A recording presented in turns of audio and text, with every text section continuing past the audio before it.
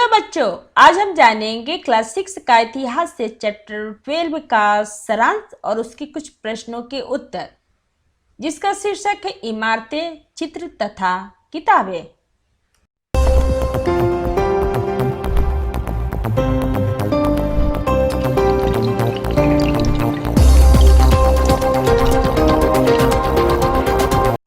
बच्चों, इस चैप्टर की शुरुआत हम यहाँ से करेंगे। इस चैप्टर में पहले हम दिल्ली का लौह स्तंभ के बारे में जानेंगे।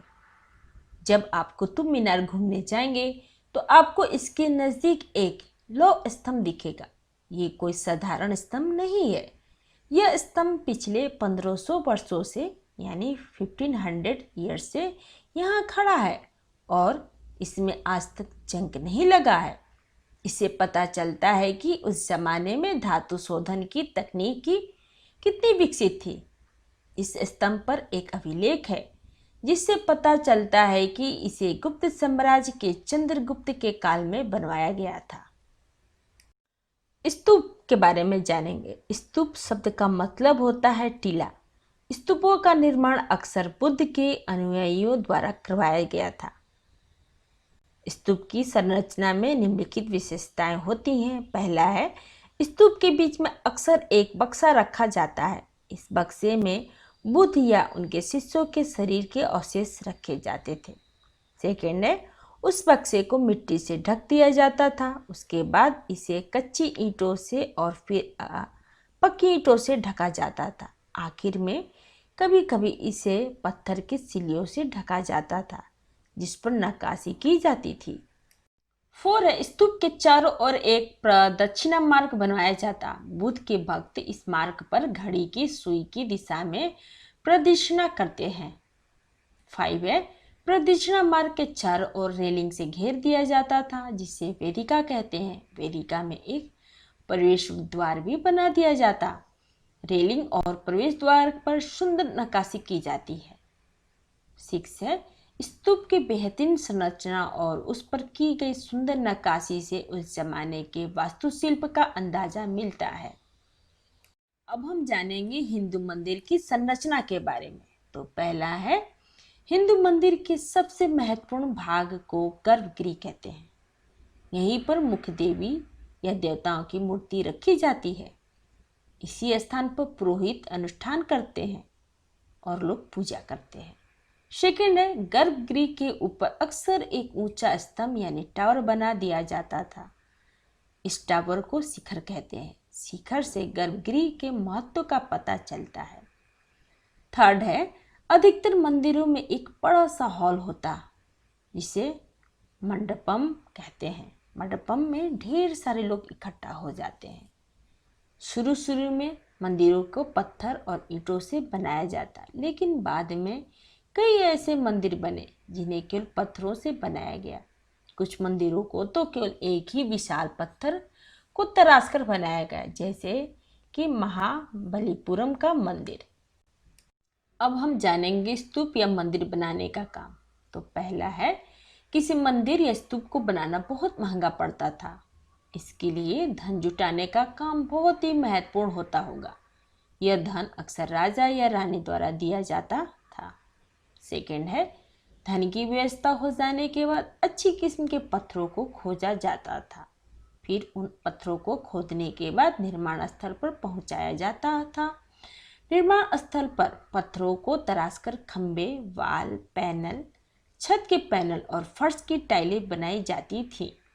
थर्ड है, पत्थर के बड़े बड़े टुकड़े बहुत भारी होते थे, इसलिए उन्हें किसी जगह पर पहुंचाने के लिए खास व्यवस्था करनी पड़ती थी। 4 है, कई बार मंदिर निर्माण के लिए अन्य लोग भी दान करते थे, उदाहरण व्यापारी, किसान, फूल विक्रेता इत्यादि। अब हम चित्रकला के बारे में जानेंगे। तो महाराष्ट्र में स्थित अजंता की गुफाओं की चित्रकला बहुत मशहूर है। आज भी इन चित्रों के रंग चमकदार और चटक लगते हैं। किसी को भी देखकर आश्चर्य होता है कि इन अंधेरी गुफाओं में चित्रकारों ने अपना काम कैसे किया होगा। दूसरी बड़ी बात यह है कि उन कलाकारों का नाम कोई भी नहीं जानता है। अब हम यहाँ पर किताबें के बारे में जानेंगे। तो पहला है, यह वो समय था जब भारत की कुछ बेहतरीन महाकाव्य की रचना हुई थी। जो साहित्य किताब हजारों पन्नों में रहती है उसे महाकाव्य कहते हैं। सेकंड है, लगभग 1800 वर्ष पहले यानी 1800 वर्ष पहले इलांगो नामक कवि ने मशहूर तमिल महाकाव्य शिल्पदीकारम की रचना की थी। थर्ड है, सतनार ने तमिल महाकाव्य मणिमेखलाई का रचना लगभग 1400 वर्ष पहले की थी यानी 1400 ईयर्स पहले की थी। 4 है, कालिदास ने कई महाकाव्य और नाटकों की रचना की। 5 है, इसी काल में पुराणों की रचना हुई थी। महिलाओं और शूद्रों को भी पुराण पढ़ने की अनुमति थी। पुराणों को सरल संस्कृत में लिखा गया था। 6 है, इसी समय में महाभारत और रामायण की रचना हुई थी। महाभारत को वेद व्यास ने और रामायण को वाल्मीकि ने लिखा था। आम लोगों की कई कहानियों की संकलित करके पुस्तक का रूप दिया गया।